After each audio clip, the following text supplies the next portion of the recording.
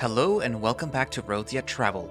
We'll be continuing where we left off on day 9, I believe.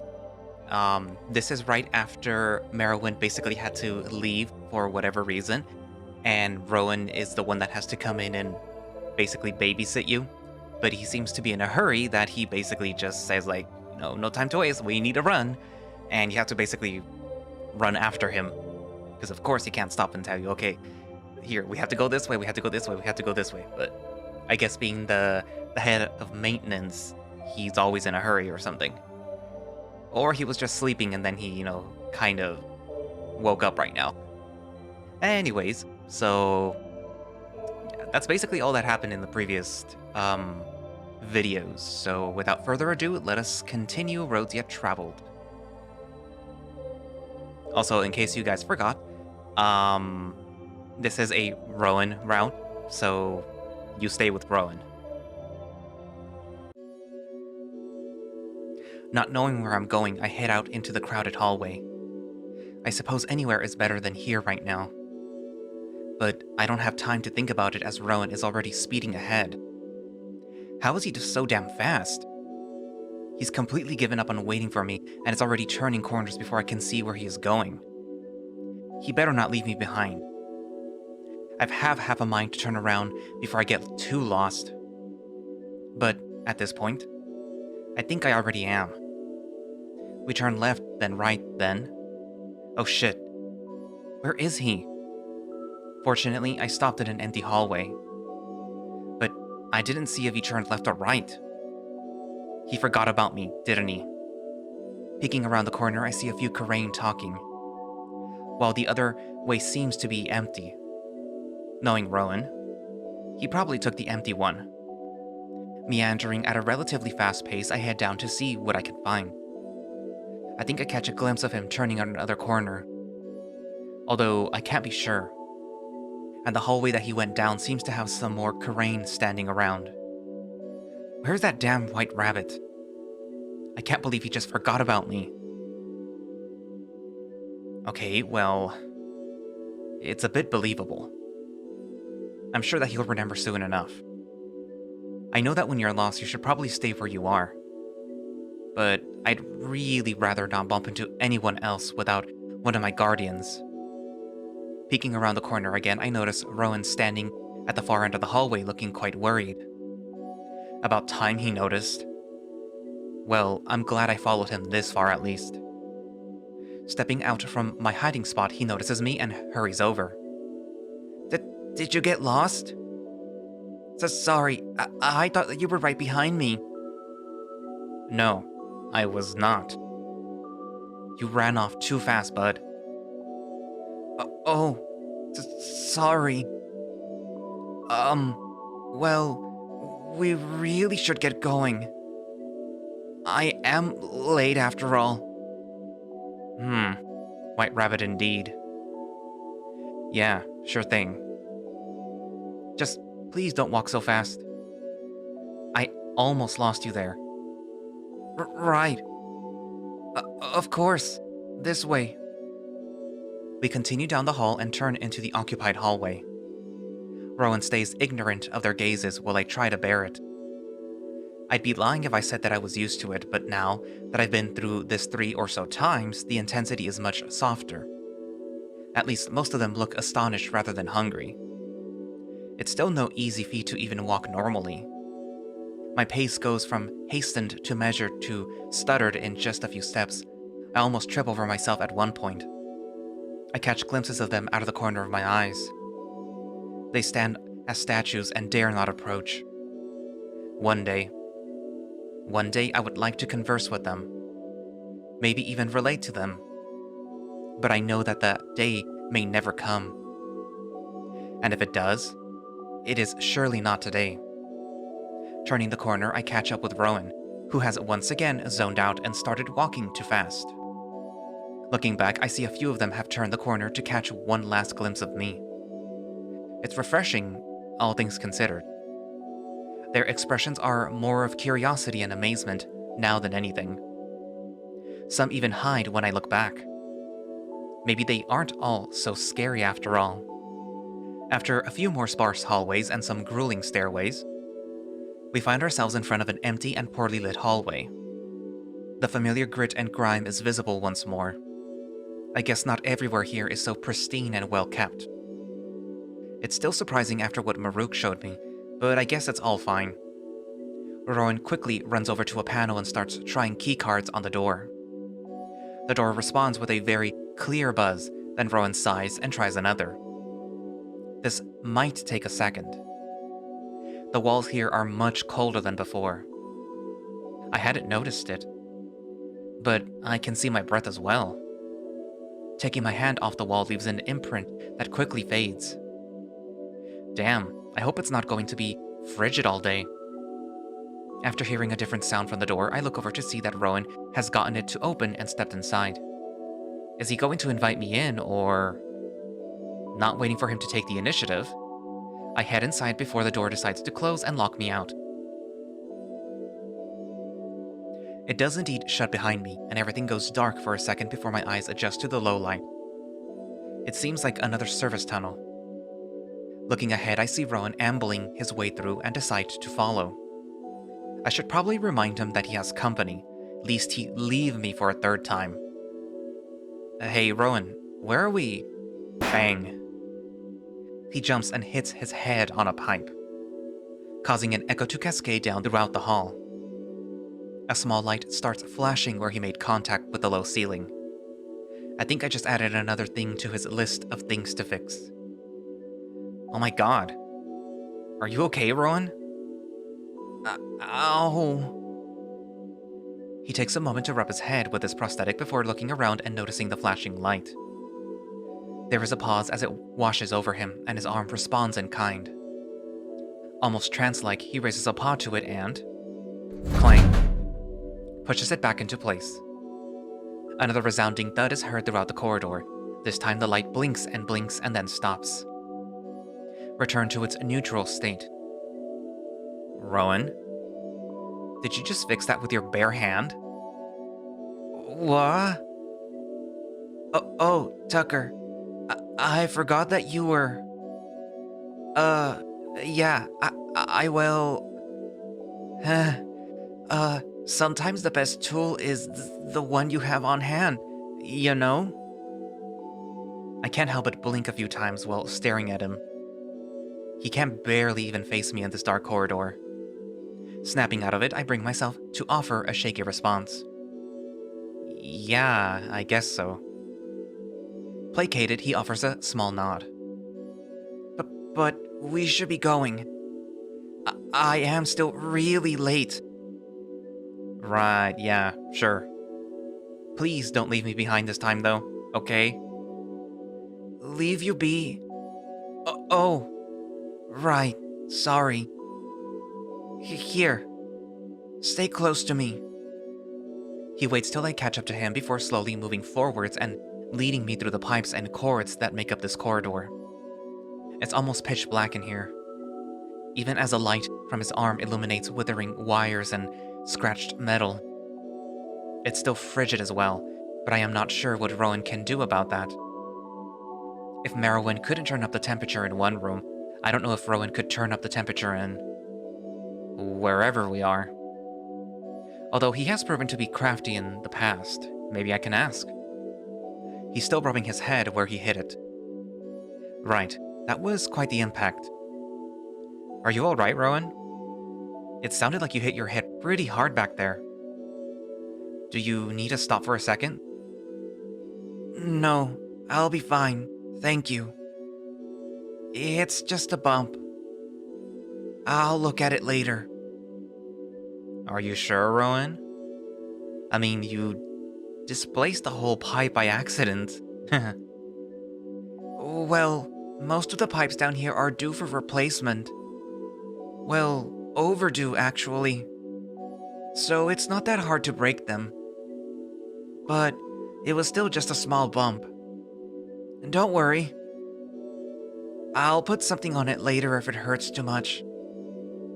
That was way more than a small bump. But if he's this determined to hurry to his meeting or whatever, I won't stop him. I am going to make sure that he gets some ice on that, though. Following quickly down the dark tunnel, I eventually step into a narrow and totally unfamiliar hallway. Everything is just a bit darker and a bit dingier. Where are we, Rhoun? We're in the main maintenance tunnels. They run all over the ship.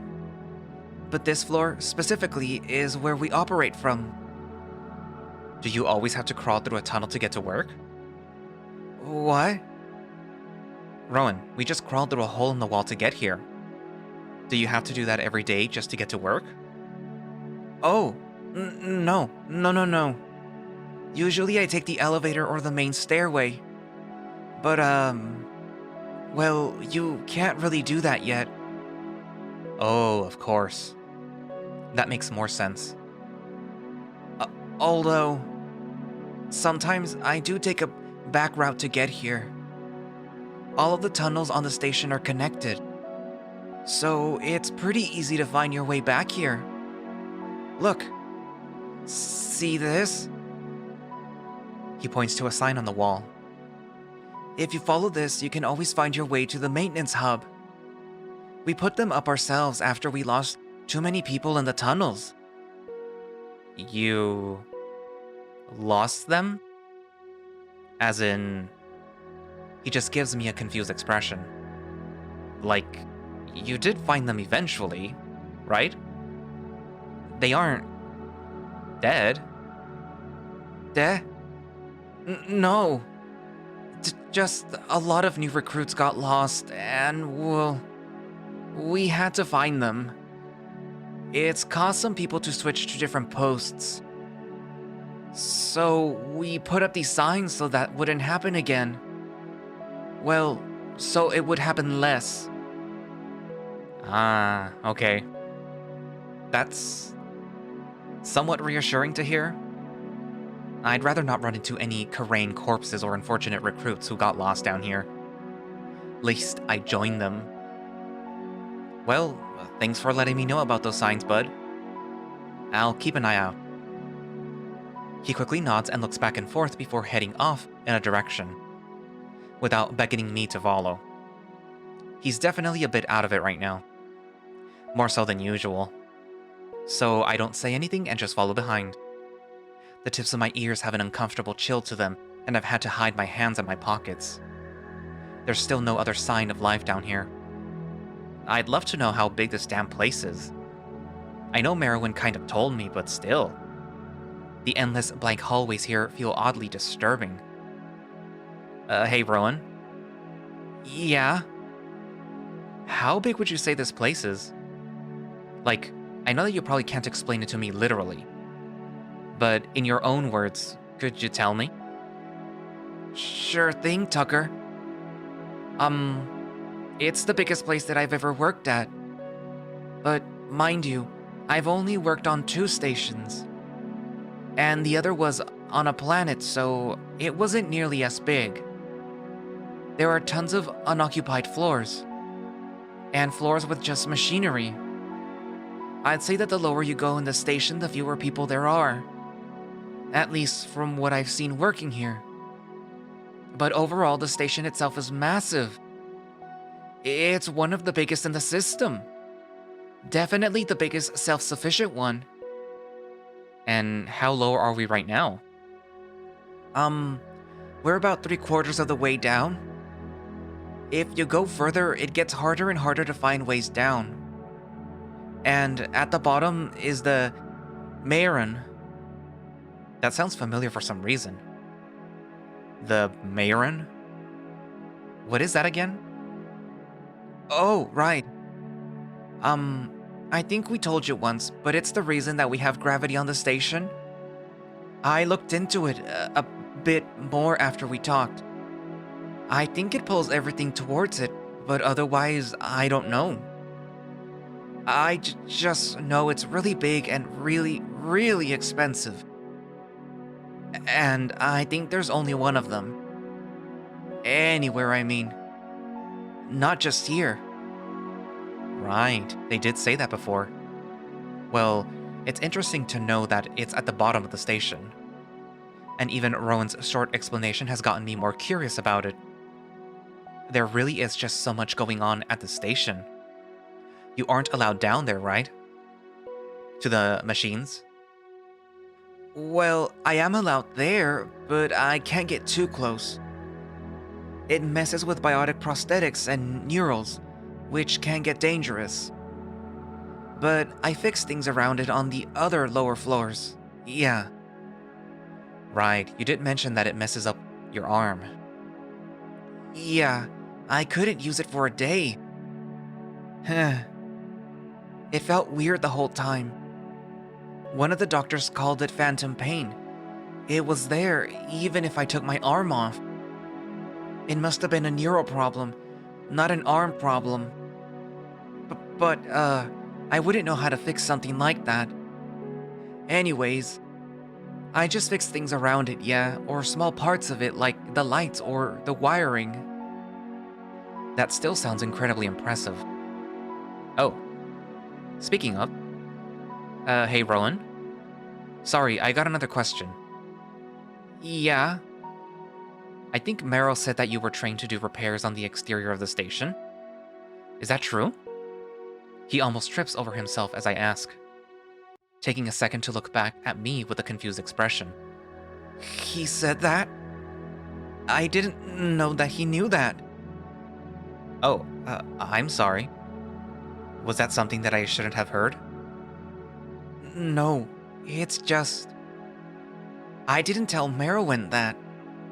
At least, I don't think I did. Oh, maybe he read it in your file?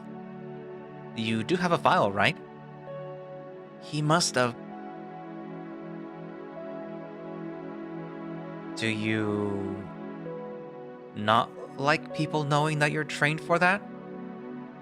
Huh? Oh, no. It's just I was surprised is all. I am one of the only mechanics to be trained to do it. Mind you, most of the time engineers go outside to fix any issues. I'm usually called to just replace paneling or if a light goes out. I'm sure it's far more interesting than that. Okay, maybe it is a bit more interesting. But really, I don't get to do a lot of the complicated repairs. I mainly just help out. But I have been called to do it in the past, yeah. Is anyone else on your team trained for that kind of work, or is it just you? Oh. It's just me.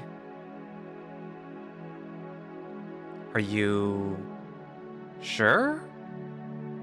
Well, I've been trying to train my assistants. But since we don't get called out very often, we don't get access to the suits. And it's a bit hard to train someone how to work on the exterior of a space station without a spacesuit. Huh. Okay, that's fair. And wait, your assistants? Cass and Milo? Yes. Wow, I'm surprised you remembered their names.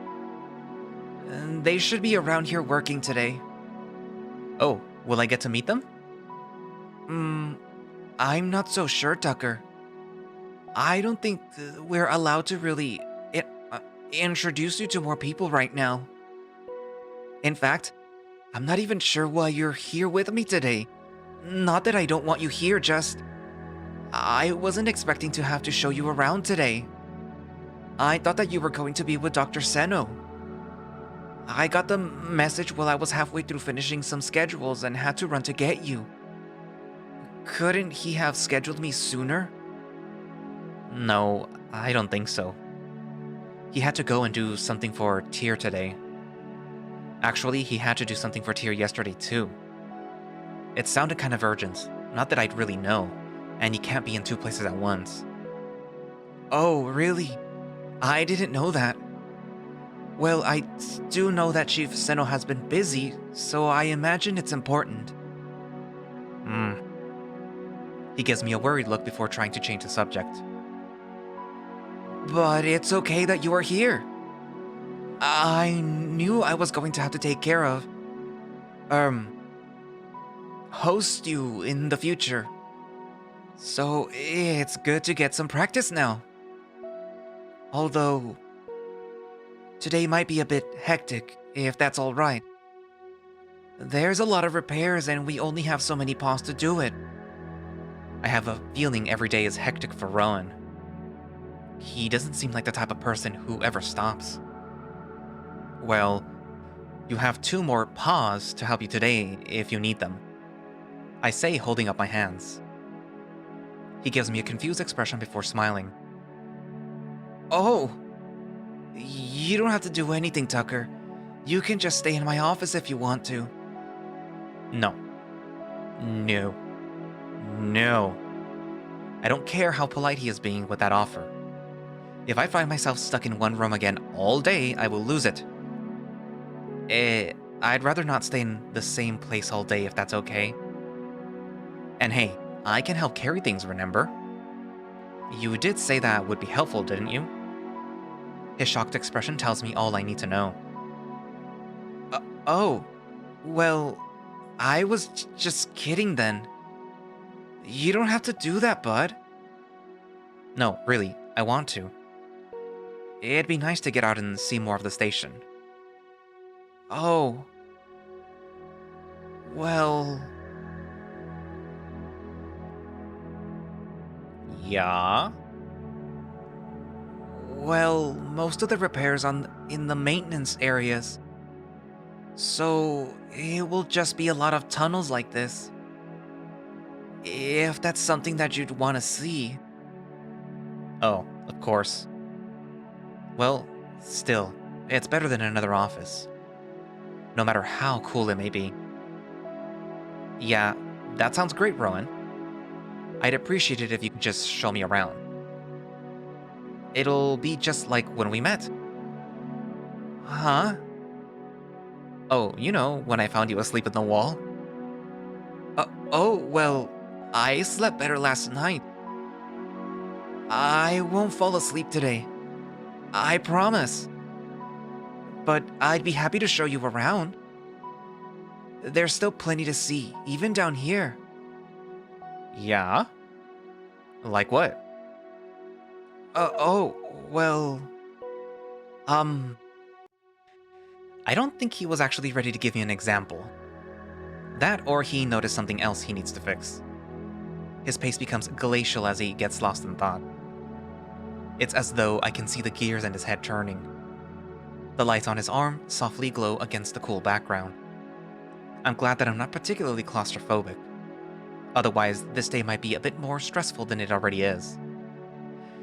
I wonder what Doc is doing right now. I'm upset that he had to run off like that, but I hope Tyr isn't giving him a hard time. I can't worry about that. Not now, at least. Maybe I should... Oh, I know! I could show you the old thrusters. The what?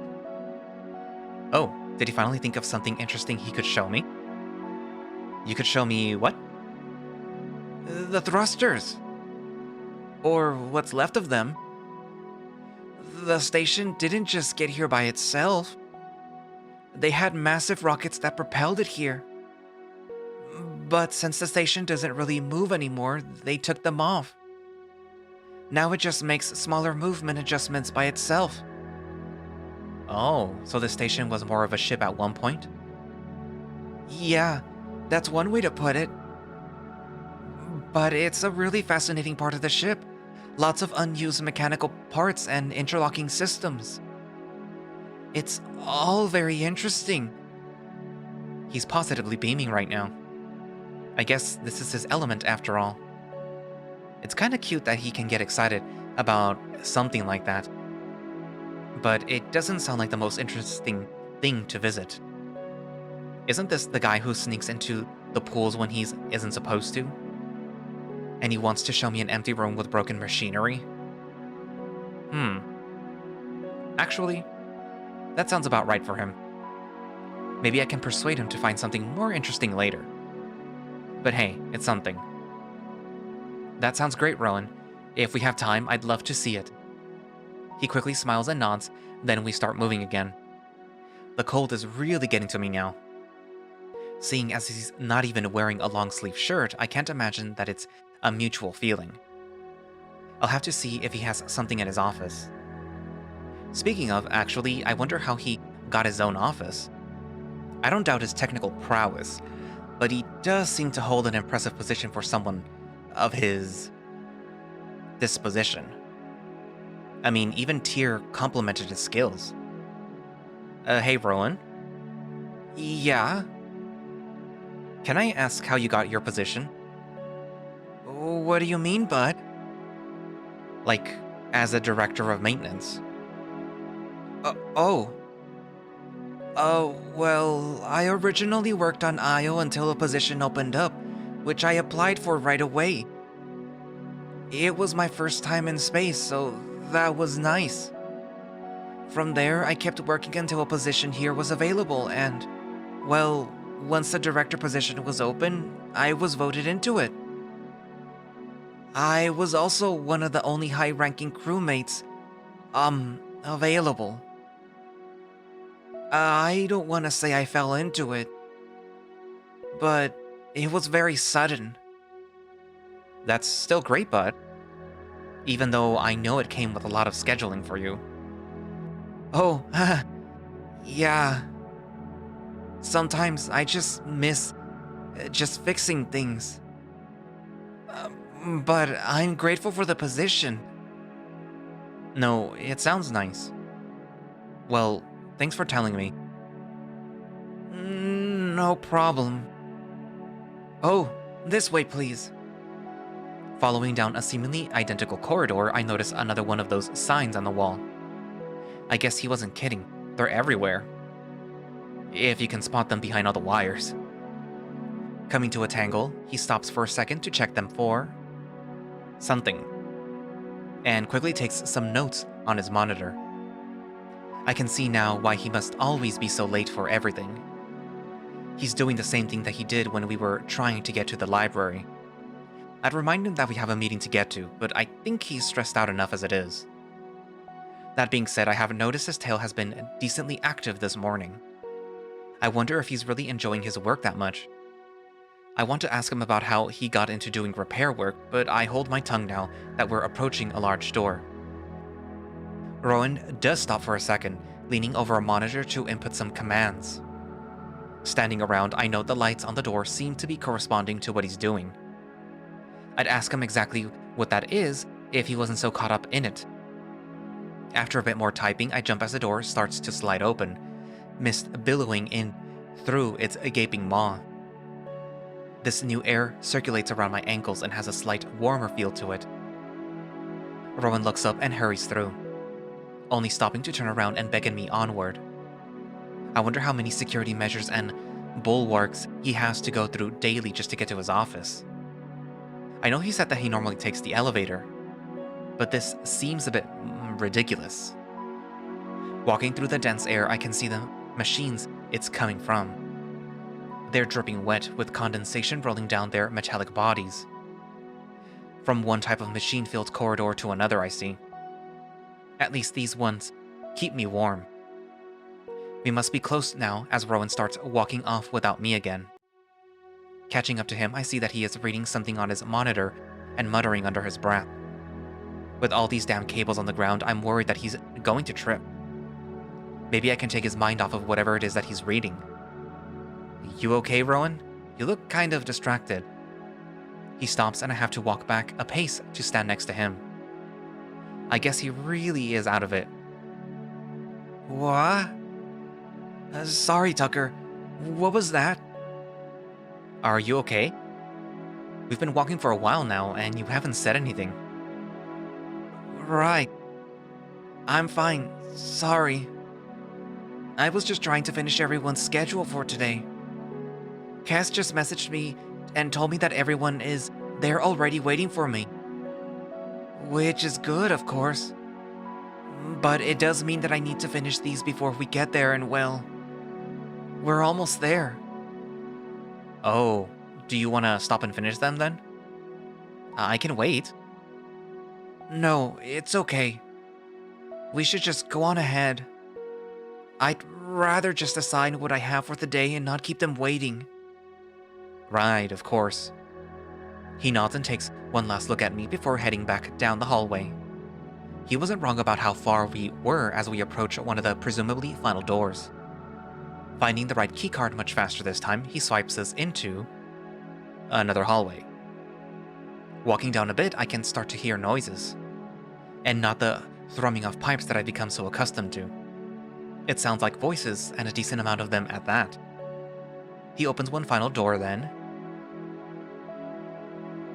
We arrive at a fairly large central room, where we seem to be on the top floor. Quickly looking down, I can see a crowd of a few Carain just mingling and waiting. Some herd us come in, looking up and pointing. A paw lands on my back and gently guides me into a dark room until I hear a light switch behind me. Oh. Yeah. This is exactly what I imagined his office would be like. How does he manage to get any work done in here? Does he even work here? Or is this just where he keeps his stuff? After seeing what Doc's office looked like, I can't help but feel a little bad. But maybe he doesn't need as much room. Well, Rhoun, is this whole room yours? I try my best to sound genuinely amazed. Yeah. I get to work on whatever personal work I want to in here, when I have the time. But it's great because I'm allowed to keep whatever broken parts I repair and see if I can do anything interesting with them. Oh, they just let you keep anything you replace? Well, no one's told me otherwise. What? Well, I won't tell anyone. Now, do you mind staying here for a bit, Tucker? I have to go and hand out the morning assignments. Will you come back for me? Of course. I'm just not sure it's the best idea for you to walk down in front of all of them.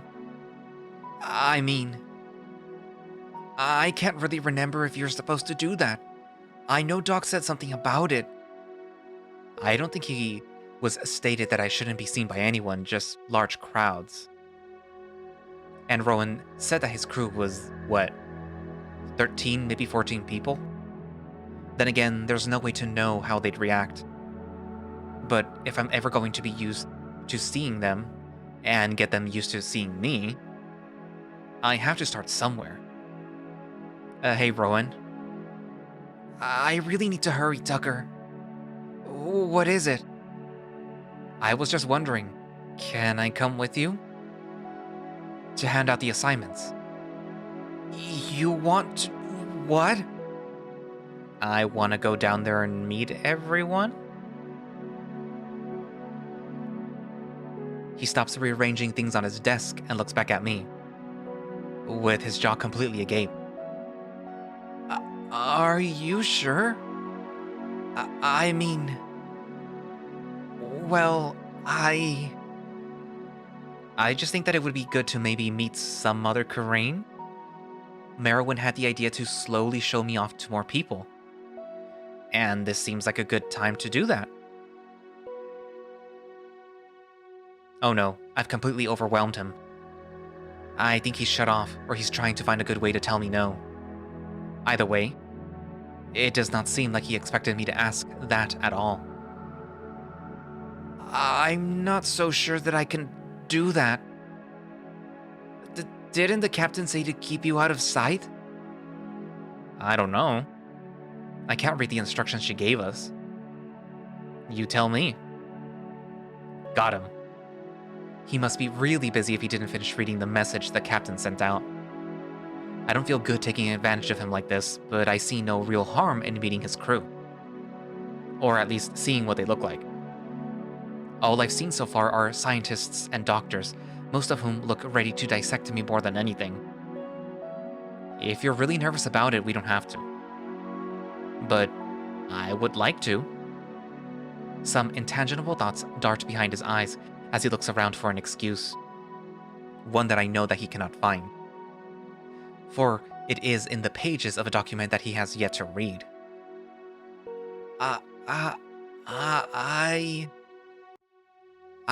I guess. Yeah, if it's okay with you. You said your crew was fairly small, so I thought that it might be easier? I haven't asked Dr. Merowyn about what you said. But if that's what he thinks, and you are okay with it, then that's fine. But we have to go now. I'm late enough as it is. Right. Alright, well, let's try this. I nod and he quickly gathers himself. Being able to take in the room again, I can see just how massive it is. It must be at least 5 stories tall and just filled with extra parts and cabling. I'm sure they use the service elevator to get everywhere. But what about moving all these parts? Rhoun surely can't do that on his own. Can he? There's no way that he's that strong, right? Although, after watching him fix that pipe, I can't be too certain. Looking down, I see that the congregation has headed over to a small open area where they are all waiting in front of a stage of some kind. Taking a small open elevator down, I'm hurried over by Rhoun, who seems to be nervously switching between checking something on his monitor and looking at me with a worried expression. As we get closer, the mumbling gets louder and louder as I can start to make out the members of Rhoun's crew. They all seem to be wearing a similar uniform to him, in different variations of either having sleeves, not having sleeves, or being a complete jumpsuit. Some of them have prosthetics too, though I wonder if any of them have neurals. From what I understood after my conversation with Doc, it seems that as though you may only need a neural if your prosthetic is advanced enough. Setting out from behind a tangle of wires and pillars, the first heads start to turn. I watch as it looks towards Rhoun, then snaps towards me. It only takes one gasp for everyone to be notified of my presence. Maybe this was a mistake. They're always so much bigger up close. I try to stay as close to Rhoun as possible as he heads up onto the small stage and quickly opens up a projection to finalize some things. Sorry for being late. Is that it? Oh, by the filament. It's real. I thought it was a joke. Is it watching us? So, today we have... When he told us that he saw it, I thought he was kidding. It's totally looking at us. Look. No way. I want to test the lights in the hangar base, so... I've got to tell the others about this. Did you hear how they found it? I heard. Poor Rhoun can't get a word in over all of them talking. I really hope this isn't how this morning's meetings always go. And maybe we... Is it dangerous? I only read half of the report. Of course it's dangerous. It's an alien. I mean... Quiet! If Director Tyrion is speaking, then why in the void do I hear other fucking voices? A voice booms out from the back of the crowd and everyone quickly snaps to attention. Rhoun, however, seems to be too out of it to have noticed. All eyes are still on me. But as Rhoun starts listing off names and assignments, they start to pay attention. Slowly the Carain disperse. They all take a last few looks at me before disappearing into disparate tunnels and elevators. Some look like they want to stay and ask questions, but are pulled away by their partners and begrudgingly leave. Eventually, however, the room is silent once again, and it's just Rhoun and I on the stage. He takes a moment to close everything down and turn off the monitor. Instead of turning to me, though, he stops and stares at his metal hand. Fingers slowly curl and open, a perfect facsimile of flesh. He turns it over and over, just inspecting it. Is there something wrong? Does he need to go get his replacement? Rhoun? His ear twitches. He heard me, whether he wanted to or not. I think I might have pushed things too far. Do you... need help, bud? Finally, he acknowledges my presence. No. Well, that's... good? Not knowing what else to do, I simply wait for him to snap out of whatever trance he's found himself in. After curling his hand into a fist, he breathes out a heavy sigh and turns to me. I'm sorry, Tucker. They're usually better than that. I should have given them a warning that you were coming. No, it's my fault. I shouldn't have pushed you to let me come down. He still looks upset. Or is that how he normally looks? Damn it. Are you okay, bud? We should go. Fix something. God, that sounds dumb. I live with the guy, and that's the best question that I can ask. Oh man, I really don't know much about him at all, do I? He looks around quickly before meeting my eyes. Yeah. I was on that schedule too. Let's go back to my office quickly. I have to pick up some things up first. I nod as he takes the lead as we walk over cables and scuffed floors back to the elevator. Taking a longer look around the room, I notice that it seems to have smaller offices and areas for the rest of the crew. I guess this is more of a hub for maintenance than anything. Rhoun heads inside his office, and I take the opportunity to lean against the railing and take a moment for myself. Looking up, I notice the true scale of the room, as I can't even see the ceiling. It's either too dark, or it's obscured by the rain of cables descending like vines. It looks like a tangled mess. I can't imagine how any of it works. But I'm sure it all does. I wonder where all of his crew had to go. I could only understand some of the assignments. Just how far do they have to go to fix a light in this place?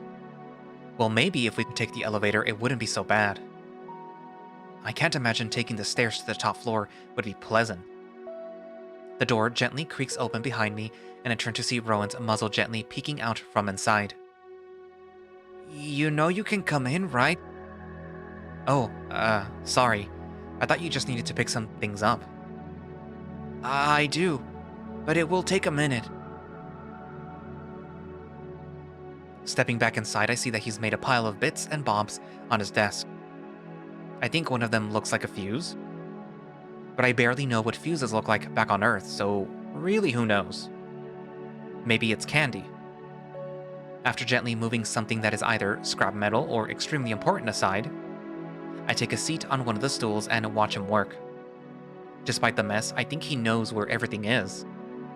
He certainly has a better idea of where things are in his office than Merowyn did. Somehow. Although he's far less gentle, as pieces of metal fall to the floor and tools are given one look before being flung to the other side of the room.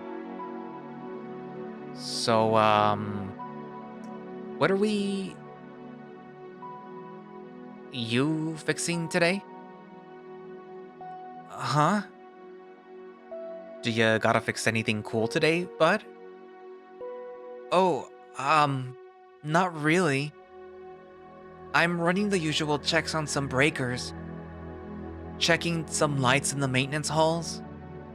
Seeing if pipes pressures on the 17th floor is okay. Maybe replacing... He goes on and on as he lists out more disparate tasks that seemingly need to get done. It doesn't sound like he gave out that much for his coworkers this morning. But maybe they had to do harder jobs. I wouldn't know. You want to pack a bag for me to carry? You said that I could help, right? I did, didn't I? A small smile creeps onto his face as he turns to face me before looking around the room, presumably for a bag. I think I did stress him out this morning with my impromptu request, on top of being late for his work already. But I'm glad to see that it might not bring down his whole day. Walking over to the wall, he pulls a small satchel off the hook before turning it over and emptying the contents on the table next to him. Oh, I was wondering where that went. Okay, maybe he's not actually that organized. Still, it's impressive that he found what he needed so far. Returning, he holds out the bag for me. I know you already have a bag, but maybe this would be better? You can keep it too. If you want. Gently taking the bag from him, it seems to be made of some synthetic material. But it still seems well made. Embossed on the flap is a logo that looks suspiciously like the logo on Maruk's jacket. Really? Thanks, Rhoun. Standing up to try it on, I realize the length of the strap is far too long. Oh, let me help you with that. Letting him take the lead, I stand with my arms apart as he gently takes the straps and starts to adjust it for me. He works swiftly as his dexterous fingers loop and latch the strap through various locks before tightening it to a more reasonable length for me. Standing back to admire his work, I tug it a few times and give him a thumbs up for a job well done. I'm not sure if Carain know what thumbs up are, as he just smiles and nods. Picking up the bag again, I turn it over a few times to inspect it more thoroughly. Hey, Rhoun. What's this here on the front? Oh, that's the Star of Carain. Star? Doesn't the star have a different name? Yeah. Well, no. It's just the flag of Carain. It represents Io, Urion, and Reich. Did Dr. Seno tell you any of this? He told me about the planets, but not about the government. Oh, well, I don't know if he wants to tell you about that. But it just represents the system as a whole. The occupied system, at least. Okay. Thanks. I'll have to ask Mero about that some other time. Rhoun finishes liberally shoving things into his bag as he scours the room for anything else that he may need before we head out for the day. He hands me a few random tools to put into my bag as well. Whether he actually will need them or not is a different story. As he slings the loudest bag in the world over his shoulder, he turns to me one last time. Are you ready, Tucker? We have to head up a few floors to get to the first fix. Hopping off my stool, I nod and he heads to the door, opening it for both of us. A cool breeze washes over me and I stutter. Hey Rhoun, wait. Yeah? It might be a bit late to ask, but do you have an extra jacket that I could wear? It's really cold down here. Oh, right. I'd give you mine, but, well, I think you need sleeves. He takes a second to look around the room, seeing if he can materialize a jacket beneath any piles of scrap and junk, before walking back to the door, still lost in thought. It's okay if you don't have one. It just might be a bit rough for me. He can't hear me. He turns around and looks at something outside before exclaiming, Oh!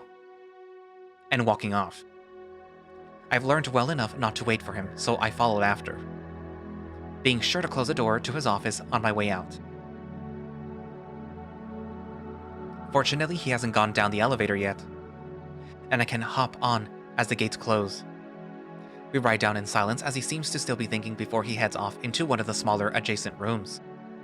After hearing him knock something over and dig through some lockers, he comes back out with another jacket. Whoa. Did you just have extras? I forgot that we have a few just in case someone loses theirs. It might be a bit big, even though I think this is the smallest size. Rhoun, this is perfect. Taking that jacket, I quickly slip it on, noting that while it's not insulated, it is padded. It's also maybe 2 sizes too big, but I can at least roll up the sleeves so that they fit a bit better.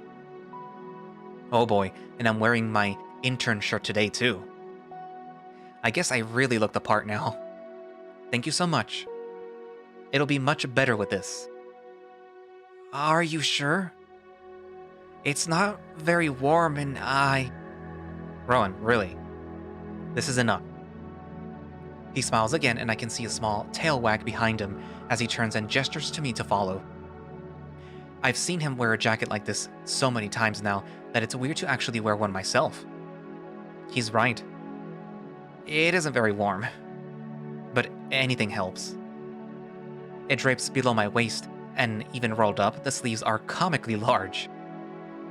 The padding meant to protect my elbows reaches down to my forearms, and the collar feels heavy. At least the pockets are nice and spacious. I know you listed it off earlier, but I was curious. What is up first for today? First, we should probably check some circuit breakers. It's not hard.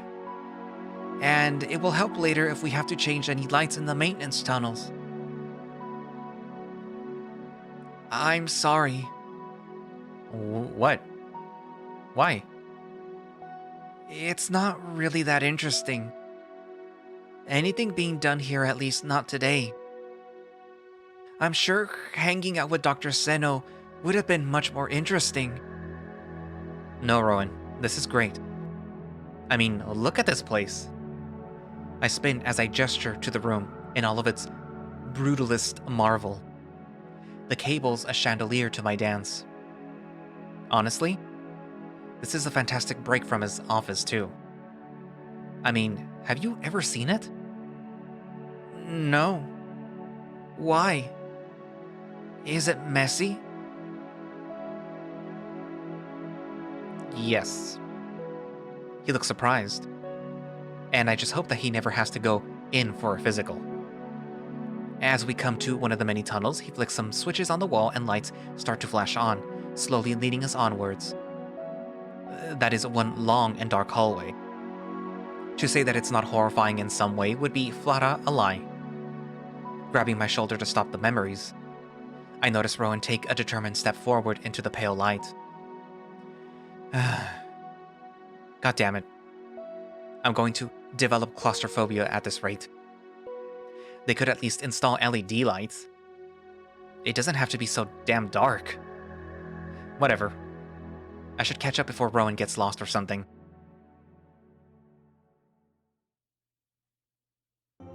And that's where I'm going to leave it for today. So, we got to spend a little bit of time with Rhoun as he basically brought us through the bowels of the ship. We got to see a little bit deeper than we did in the past, where he took us and Merowyn, well, Tucker and Merowyn, through the back alleys. Well, not the back alleys. Where there's pipes, and then Merowyn hit his head, going towards the library. We got to see the maintenance hub, where I guess the maintenance crew congregate to get their assignments. We got to see Rhoun hand out the assignments, and I'm pretty sure that if Tucker wasn't there, they would have actually listened and, paid attention. Everything would have been fine for poor Rhoun, but no, Tucker just had to go and, be seen. It's typical human in a furry visual novel where they're kind of causing trouble. But yeah, I mean, he eventually will have to be seen by everyone, eventually. Right? But yeah, so this video turned out to be 3 hours, so there's at least 2 more videos for day 9, and 1 more video for the beginning of day 10.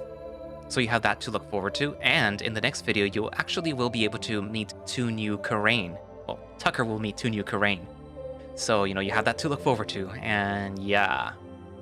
So anyways, thank you all for watching / listening. If you'd like to play Roads Yet Traveled yourself, you can find it over on itch.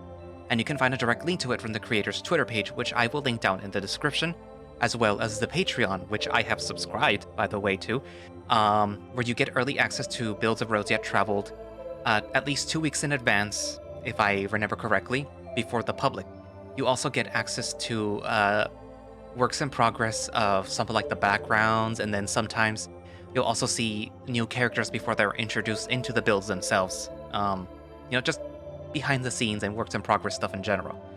So yeah, subscribe. And if you just want to give them a one-time donation, they do have a coffee, which I will also link down in the description. As well as my coffee if you want to give me money too. But yeah, so I guess that's it for now, and I will see you guys in the next video. Bye-bye.